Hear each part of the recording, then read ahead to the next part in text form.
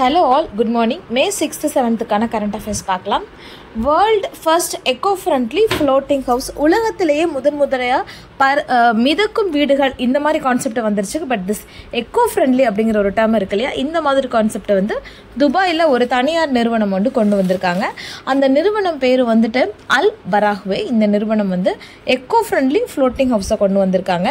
இந்த ஃப்ளோட்டிங் ஹவுஸுக்கு வந்துட்டு நெப்டியூன் அப்படின்னு பேர் வச்சுருக்காங்க. கிரிக்கெட் டீம், அதாவது கிரிக்கெட்டில் இந்த T20 வேர்ல்டு கப் வந்துட்டு இப்போது நடைபெற போது. ஜூன்லேருந்து இதோட ஸ்டார்ட் பண்ண போகிறாங்க. இதை பற்றி நியூஸ் வந்துட்டு அதிகமாக இதை பற்றி நியூஸ் நிறைய வந்துகிட்டே இருக்குது. டெய்லி நியூஸ் பேப்பரில் இதை பற்றி பார்த்துட்ருக்கோம்.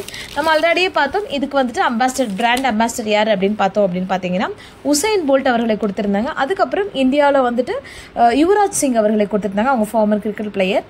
தென் கிறிஸ் கெயில் இவங்களையும் வந்துட்டு ஒரு அம்பாசிடர் கொடுத்துருந்தாங்க.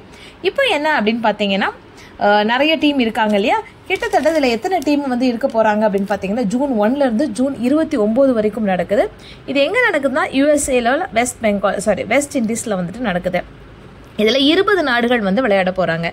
ஸோ இதில் ஏ டீம் பி டீம் அப்படிங்கிற மாதிரி இருக்குது.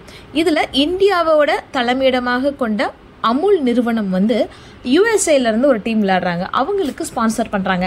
ஸோ அமுல் நிறுவனம் யாருக்கு ஸ்பான்சர் பண்ணுது அப்படின்னா அமுல் வந்துட்டு இந்தியாவில் இருக்குது, குஜராத் தான் தலைமையிடம் அப்படின்னு சொல்லிட்டு நம்ம டக்குன்னு இந்தியாவை டிக் பண்ணிடக்கூடாது. அவங்க வந்து யூஎஸ்ஏ டீமுக்கு வந்துட்டு ஸ்பான்சர் பண்ணுறாங்க. காரணம் என்னென்னா ரீசெண்டாக தான் வந்துட்டு அமுல் நிறுவனம் யூஎஸ்ஏலையும் தன்னோட கிளையை வந்துட்டு தொடங்கினாங்க. இப்போ அமுல் நிறுவனம் அப்படிங்கிறத பார்க்கும்போது தமிழ்நாட்டில் எப்படி ஆவின் இருக்குதோ அதே மாதிரி அமுல் வந்துட்டு குஜராத்தில், பட் அங்கே வந்து அது கூட்டுறவு மையமாக செயல்பட்டு தன்னோட கிளைகளை வந்து இந்தியா முழுவதும் வச்சுருக்காங்க. இப்போ அப்ராட்லேயும் திறந்து வச்சிருக்காங்க. ஜிஎஸ்டி மேல்முறையீடு தீர்ப்பாணையம், ஜிஎஸ்டி அப்ளைட் கோர்ட் அப்படின்னு சொல்லுவோம், இல்லை அப்ளைட் ட்ரிபியூனல் அப்படின்னு சொல்லுவோம். இதுக்கு முதன் முறையாக ஒரு தலைவர் வந்து நியமிச்சிருக்காங்க. இவர் ஒரு ஃபார்மர் ஜஸ்டிஸ். ஸோ நீதிபதி சஞ்சய் குமார் மிஸ்ரா அவர்கள் வந்து பதவி ஏற்றிருக்காங்க. இந்த மாதிரி ஒரு பெரிய போஸ்ட்டுக்கெல்லாம் வந்துட்டு நம்ம தலைமை ஏற்கிறோம் அப்படின்னாங்கன்னா குடியரசுத் தலைவர்கள் தான் பதவி பிரமாணம் செய்து வைப்பாங்க அப்படின்னு நம்ம பார்த்த உடனே நம்ம கெஸ் பண்ணி போட்டுரும்.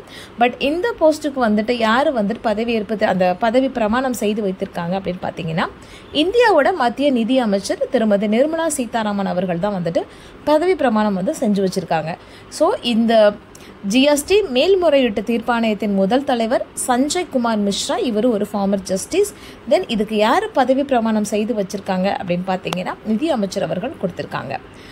இந்த அப்ளைட் கோர்ட் வந்துட்டு தலைமையிடம் டெல்லியில் வந்து செயல்பட போகுது. நாடு முழுவதும் 31 கிளைகளை வந்துட்டு இது கிளை அமர்களை அது திறக்க போகிறோம் அப்படின்னு சொல்லியிருக்காங்க. எதுக்கு இந்த அப்ளைட் கோர்ட் கொண்டு வந்தாங்க அப்படின்னு பார்த்தீங்கன்னா ஜிஎஸ்டி சம்மந்தமாக நிறைய வழக்குகள்லாம் இருக்குது. ஸோ அந்த வழக்குகள்லாம் வந்துட்டு அந்த வழக்குகள் பற்றி விசாரணைப்பதற்கும் அதுக்கு தீர்வு கொடுப்பதற்கும் இந்த அப்ளைட் கோர்ட் கொடுத்துருக்காங்க. இன்னொரு வார்த்தை என்ன சொல்லியிருக்காங்க அப்படின்னு பார்த்தீங்கன்னா இந்த ஜிஎஸ்டியை பற்றிய நிறைய வழக்குகள் வந்து உச்சநீதிமன்றத்திலும் உயர்நீதிமன்றத்திலும் இருக்குது. ஸோ அந்த கோர்ட்டுகளோட சுமையை வந்து குறைப்பதற்காக, ஜிஎஸ்டி சம்மந்தமான சுமைகளை குறைப்பதற்காக நாங்கள் ஜிஎஸ்டிக்குன்னு தனி ஒரு கோர்ட் வந்து அப்ளைட் கோர்ட் கொண்டு வந்திருக்கோம் அப்படின்னு சொல்லியிருக்காங்க. இந்திய வம்சாவளியைச் சேர்ந்த அமெரிக்க விண்வெளி வீராங்கனை சுனிதா வில்லியம்ஸ், இவங்களை பற்றி தெரியாதவங்க யாருமே இருக்க மாட்டாங்க, நிறைய பேருக்கு தெரியும், எல்லாருக்குமே தெரியும். சொல்லப்போனால் இவங்க ஒரு புதிய சாதனை பயணம் மேற்கொள்ள போகிறாங்க. எதுனா திருப்பி வந்துட்டு 3வது தடவையாக விண்வெளிக்கு பயணம் செய்ய இருக்கிறாங்க. ஸோ ஏற்கனவே 2 முறை விண்வெளி பயணம் செய்திருக்காங்க, இது 3வது முறையாக இருக்கிறாங்க.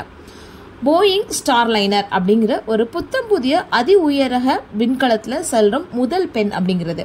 ஸோ போயிங் ஸ்டார்லைனர் அப்படிங்கிறது ஒரு புதிய ஒரு விண்கலம். இதில் வந்துட்டு முதல் தடவை வந்துட்டு ஒரு பெண் செல்கிறாங்க அப்படிங்கிற பெருமையும் இவங்களுக்கு இருக்குது. போயிங் அப்படிங்கிற நிறுவனம் தயாரித்தது தான் இந்த ஸ்டார்லைனர். இது ஒரு விண்கலம் இல்லை விண் ஓடம் அப்படின்னு சொல்லலாம். முக்கியமான காரணம் என்னென்னா சர்வதேச விண்வெளி கூட்டமைப்பு வந்து மேலே இருக்குது, நம்ம எல்லாருக்குமே தெரியும்ல. ஸோ இந்த இன்டர்நேஷ்னல் ஸ்பேஸ் கிராஃப்ட்டுக்கு வந்து இங்கிருந்து ஆட்களை எடுத்து செல்வதற்கும் இங்கே திருப்பி கொண்டு வரதுக்கும் தான் இந்த விண்கலம் வந்து யூஸ் ஆகுது அப்படின்னு சொல்லியிருக்காங்க. ஸோ இது ஒரு தனியார் அமைப்பு. இதற்கு முன்னாடியே வந்து இதே மாதிரி ஒரு தனியார் அமைப்பு வந்து விண்வெளிக்கு வந்து மனிதர்களை ஏற்று செஞ்சுட்டு கொண்டு வந்துட்டாங்க. அது யார் அப்படின்னு பார்த்தீங்கன்னா ஸ்பேஸ் எக்ஸ். அதுவும் நம்ம எல்லாருக்குமே தெரியும் இல்லையா, ஸ்பேஸ் எக்ஸ் அவங்க தான் போயிட்டு வந்திருக்காங்க. இப்போ வந்துட்டு இது 2வது. சரி, இவங்களோட பிறப்பு எப்படின்னு பார்த்தீங்கன்னா இவங்களோட அப்பா அம்மாலாம் இந்தியாவை சேர்ந்தவங்க தான், குஜராத் பகுதியை சேர்ந்தவங்க. இவங்க இந்திய கப்பல் படை விமானி. 2006 வந்து நாசாவில் ஜாயின் பண்ணாங்க. ஸோ 2006 வந்து முதல் பயணம், 2012 2வது பயணம். ஸோ இவங்க இந்த அமெரிக்காவில் உள்ள கப்பல் படை விமானி. 2006 வந்து முதல் முறையாக நாசா மூலமாக விண்வெளி பயணம் மேற்கொண்டாங்க. தென் 2012 2ஆம் முறையாக மேற்கொண்டாங்க. இது வரைக்கும் இவங்க விண்ணில வந்துட்டு 322 நாட்கள் வந்து விண்ணிலே கழித்திருக்காங்க அப்படின்னு சொல்லியிருக்காங்க. அது மட்டும் இல்லாமல் விண்ணில் அதிக நேரம் நெடுநேரம் நடைபயின்ற முதல் பெண் அப்படிங்கிற சாதனைக்கும் இவர் சொந்தக்காரர் அப்படின்னு சொல்லியிருக்காங்க. 7 தடவை விண்வெளியில் நடைபயின்றிருக்காங்க அப்படின்னு சொல்லியிருக்காங்க. அதாவது விண்வெளியில் இவங்க நடந்த நேரம் மட்டுமே வந்துட்டு 50 மணி நேரத்து 40 நிமிடங்கள் அப்படின்னு சொல்லியிருக்காங்க. ஸோ இவங்க 3rd டைமும் போகிறாங்க அப்படிங்கிறது தான் வந்து நியூஸாக இருக்குது. 2026 ஒவ்வொரு வருடமும் ஐநா வந்துட்டு சில சிறப்புகளை வந்து கொடுக்கறதுக்காக ஒரு சிறப்பு ஆண்டுகளாக வந்து அதை சொல்லுவாங்க. 2023 வந்துட்டு சிறுதானிய ஆண்டுன்னு சொல்லியிருந்தாங்க. Group 2 மெயின்ஸில் கூட அதை பற்றி ஒரு கேள்வி கேட்டிருந்தாங்க. 15 மார்க் கொஸ்டின் நினைக்கிறேன். ஸோ இன்டர்நேஷனல் மில்லட் இயரை பற்றி சொல்லுங்கள் அப்படிங்கிற மாதிரி ஒரு கேள்வி கேட்டிருந்தாங்க. ஸோ இது வந்து எவ்வளோ இம்பார்ட்டன்ஸ் அப்படிங்கிறதுக்காக சொல்கிறேன். இதை நம்ம பார்த்து வச்சுக்கணும். 2024 என்ன அப்படின்னு பார்த்தீங்கன்னா சர்வதேச ஒட்டக ஆண்டு அப்படின்னு சொல்லியிருக்காங்க. ஒட்டகம் ஆண்டு, ஒட்டகத்துக்கெல்லாம் ஒரு ஆண்டு அப்படின்னா ஸோ அதோட முக்கியத்துவத்தை நிறைய தெரிஞ்சுக்கணும். ஸோ இந்த கால சூழ்நிலைக்கு இந்த அனிமல் எந்த அளவுக்கு முக்கியம் அப்படின்னு எல்லாருக்கும் வந்துட்டு கொஞ்சம் ப்ரொஜெக்ட் பண்ணி காமிக்கிறதுக்காக இந்த ஒட்டக ஆண்டு அப்படின்னு சொல்லியிருக்காங்க. 2026 வந்துட்டு சர்வதேச பெண் விவசாயிகள் ஆண்டு அப்படின்னு சொல்லிட்டு ஐநா அறிவிச்சிருக்காங்க. ஸோ இதற்கான காரணம் என்ன அப்படின்னு பார்த்தீங்கன்னா உலக அளவில் வந்துட்டு இந்த பாலின பாகுபாடு அப்படிங்கிறது ஜாஸ்தியாக இருக்குது. அதுவும் முக்கியமாக வந்து எல்லா சூழல்லையுமே இருக்குது, எல்லா துறைகள்லையுமே இருக்குது. விவசாயத்துறையில் இன்னும் அதிகமாக இருக்குது அப்படிங்கிறதுக்காக அவங்களுக்கு ஒரு அங்கீகாரம் கொடுக்கணும். விவசாயிகள்னாலே நம்ம ஆண் மட்டும் பார்க்கக்கூடாது, பெண் விவசாயிகளையும் பார்க்கணும் அப்படிங்கிறதுக்காக அவங்களுக்கு ஒரு அங்கீகாரமும், ஊதிய பாகுபாடு இருக்கக்கூடாது அப்படிங்கிறதுக்காக சம ஊதியம், தென் பாலின பாகுபாடு இருக்கக்கூடாது அப்படிங்கிற கான்செப்ட்லாம் யோசிச்சு வந்துட்டு அவங்க 2026 சர்வதேச பெண் விவசாயிகள் ஆண்டாக வந்துட்டு ஐநா அறிவிச்சிருக்காங்க. தென் 12th ரிசல்ட் வந்து டிக்ளேர் பண்ணிட்டாங்க. எல்லாருமே பார்த்துருப்பீங்க. ஸோ இதில் வந்துட்டு தமிழ்நாட்டில் ஃபுல்லாக என்னென்ன மாவட்ட வாரியாக ரிசல்ட் இதெல்லாமே கொடுத்துருக்காங்க. 12th ரிசல்ட் டிக்ளேர் பண்ண உடனே நெக்ஸ்ட் வந்துட்டு இந்த காலேஜ் ஜாயின் பண்ணுற அந்த ப்ரோக்ராம்ஸ் தான் இருக்கும் இல்லையா. ஸோ தமிழ்நாடு சார்பாக வந்துட்டு என்னென்ன திட்டம் இருக்குது நியூஸ் பேப்பரில் அங்கங்கே வந்து நீங்கள் பார்த்தீங்கன்னா இந்த திட்டங்கள் பற்றிய அந்த வார்த்தைகள்லாம் இருக்குது. கல்லூரி கனவு திட்டம், நல்லா பார்த்துக்கோங்க. கல்லூரி கனவு திட்டம் அப்படிங்கிறது இந்த 12th முடிச்ச ஸ்டூடெண்ட்ஸை காலேஜில் சேர்க்கறதுக்கும் அவங்களோட திறன் சார்ந்த பயிற்சிகளை வளர்ப்பதற்கும் நான் முதல்வன் திட்டத்துக்கு கீழே வருது. இப்போ ரீசெண்டாக ஒரு 5 டேஸ்க்கு முன்னாடி பார்த்தோம் என் கல்லூரி கனவு அப்படின்னு சொல்லிட்டு ஒரு திட்டம் பார்த்துருந்தோம். அது வந்து ஆதி திராவிட அமைப்பு இருக்கு இல்லையா, ஆதி திராவிட அமைச்சகம் இருக்கு இல்லையா தமிழ்நாட்டில், அவங்க வந்துட்டு SC/ST ஸ்டூடெண்ட்ஸ்க்காக கொண்டு வந்த ஸ்கீம். ஸோ ரெண்டையும் கன்ஃபியூஸ் பண்ணிக்கக்கூடாது. ஆதி திராவிட அமைப்பு சார்பாக வந்துட்டு SC/STக்காக அந்த தமிழக அரசு சார்பில் கொண்டு வந்தது வந்துட்டு என் கல்லூரி கனவு. இது வந்துட்டு கல்லூரி கனவு திட்டம் எதுக்கு கீழே வருது அப்படின்னா நான் முதல்வன் திட்டத்துக்கு கீழே வருது. ஸோ இது போக வந்துட்டு நியூஸ் பேப்பரில் என்னெல்லாம் இருக்குது அப்படின்னு பார்த்தீங்கன்னா சென்னையில் வந்துட்டு ஒரு சின்ன நியூஸ். சென்னையில் நுங்கம்பாக்கத்தில் ஒரு சின்ன குழந்தைய வந்துட்டு ஒரு நாய் கடிச்சிருச்சு. ஸோ இதுதான் நியூஸ். இது சம்மந்தமாக நம்ம என்னெல்லாம் பார்க்கலாம் அப்படின்னு பார்த்துருந்தீங்கன்னா வீட்டில் நாய் வளர்ப்பவர்கள் வந்து கவனமாக இருக்க வேண்டும். வீட்டுக்கு வருவோரையோ இல்லை வெளியில் உள்ளவங்களையோ வீட்டில் உள்ள நாய் கடிச்சிருச்சு அப்படின்னா அதுக்கு உரிமையாளர்கள் தான் பொறுப்பு. ஸோ இதுக்கு வந்து 6 months வரைக்கும் ஜெயில் இருக்குது அப்படின்னு சொல்கிறாங்க. ஸோ பராமரிப்பு செலவு வந்து அதிகமாக இருந்தாலும் நிறைய பேர் வந்து வெளிநாட்டு நாய்களை வந்து வளர்க்குறாங்க.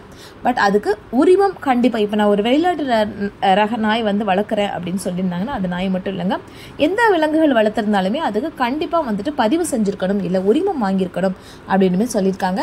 முன்னாடியே பார்த்துருந்தோம் இதே மாதிரி வெளிநாட்டு ரகத்தில் உள்ள விலங்குகளையோ இல்லை கால்நடைகளையோ வளர்த்துருந்தாங்க அப்படின்னா பரிவேஷ் 2.0 அப்படிங்கிற இணையதளத்தில் வந்துட்டு தமிழ்நாடு அரசு வந்து பதிவு பெயர் சொல்லியிருந்தாங்க. அதையும் வந்துட்டு ஒரு 5 நாளைக்கு முன்னாடி தான் பார்த்துருந்தோம். ஸோ அதையும் வந்துட்டு இதில் சொல்லியிருக்காங்க. அது போக இப்போது செல்லப்பிராணிகளுக்குன்னா ஒரு தனியாக ஒரு பராமரிப்பு வச்சுருக்காங்க, ஒரு விதி வச்சுருக்காங்க. இந்த விதிமுறைகளை வந்து மீறினா என்ன அப்படின்னா பெனால்ட்டியாக 1000 rupees தான் இருக்குது. ஸோ இதனால் வந்துட்டு 1000 rupees தான் அப்படிங்கிறதுனால இதை அடிக்கடி கட்டிட்டு வெளியில் வந்துடுறாங்க. ஸோ இன்னும் வந்து சட்டங்களுக்கு கடுமையாக்கப்படணும் அப்படின்னு சொல்லியிருக்காங்க. அதே போல் சில நாய் ரகங்களை வந்துட்டு இந்தியாவில் வந்து வளர்க்கக்கூடாது அப்படின்னே சொல்லியிருக்காங்க. அதில் வந்து முக்கியமாக ராட்வீலர் இதே மாதிரி 23 வகையான நாய்களை வந்து இந்தியாவில் வளர்த்துவதற்கு வந்துட்டு தடை விதிச்சிருக்காங்க. ஸோ அதுவும் என்னென்னு பார்த்து வச்சுக்கோங்க. தேங்க்யூ.